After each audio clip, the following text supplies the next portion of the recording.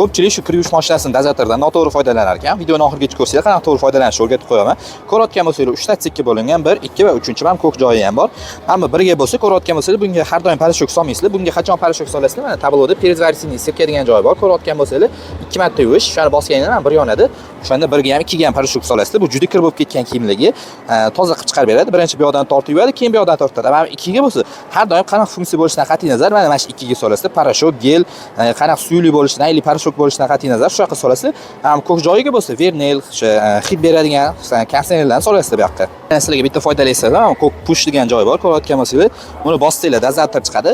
Har bir oyda bir marta ochib yuvib tozalab tursanglar, parashok kassetkalar yig'ilib qolib ketib, xunuk bo'lib qolmaydi.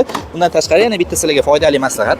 Har safar kir yuvib bo'lganingizdan keyin обязательно kir mashinani eshigini ochib qo'yinglar, yopib qo'ymanglar. Nimaga desanglar, issiq yuvganning hisobiga ichida dimlanib, hidlanib qolishi mumkin.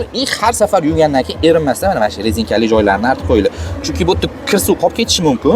Shu kir suv qolgandan keyin mog'orlab kir mashinasidan yomon qo'llansa hid chiqishni boshlaydi. Agarda videomiz yoqqan bo'lsa, like bosing, bundan da qiziqarli videolarni kuzatmaslik uchun kanalimizga obuna bo'ling.